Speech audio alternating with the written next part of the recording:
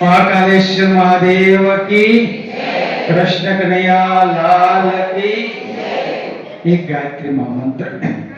ओम भूर्भुवः स्वः तत्सवितुर्वरेण्यं भर्गो देवस्य धीमहि धियो यो नः प्रचोदयात्।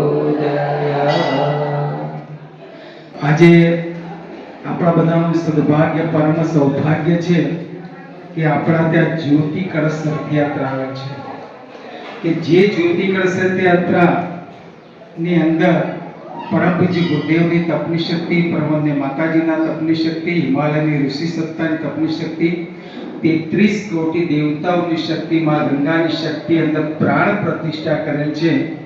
એવા દિવ્ય જ્યોતિ કળશના તમે દર્શન પૂજન આરતી કર્યા તો એનું મહત્વ થોડું સમજી લે। સમય તમારે થઈ ગયો છે, કદાચ ઘરે જઈને જમવાનું પણ બનાવવાનું છે, ભૂખ પણ લાગી છે, બરાબર? પણ એ શરીર માટે છે, આ જે છે આત્મા અને મન માટે છે।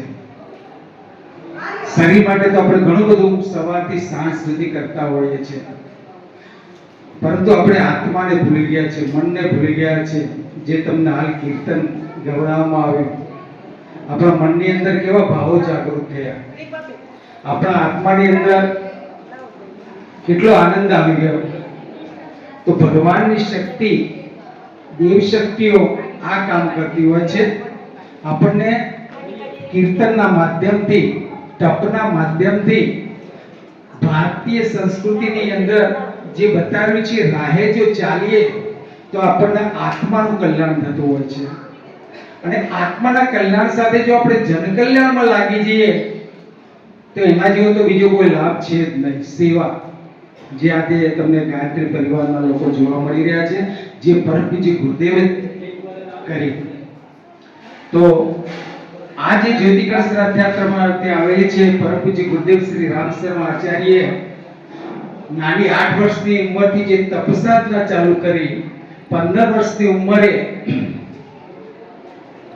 એ જ્યારે પોતાની નિત્ય સાધના પ્રમાણે પોતાના પૂજાના રૂમમાં બેઠા હતા, ત્યારે જ્યારે દીપક પ્રગટાવા જાય છે, દીપકની અંદર હિમાલયની ઋષિ સત્તા પ્રગટ થાય છે, અને એ પ્રકાશ આખા રૂમમાં ફેલાઈ જાય છે, અને એમને દર્શન આપી અને કહે છે કે તમારો જન્મ સામાન્ય કામ માટે થયો નથી, આ પહેલા 3 જન્મોની અંદર તમે વિશેષ કામ કર્યા છે।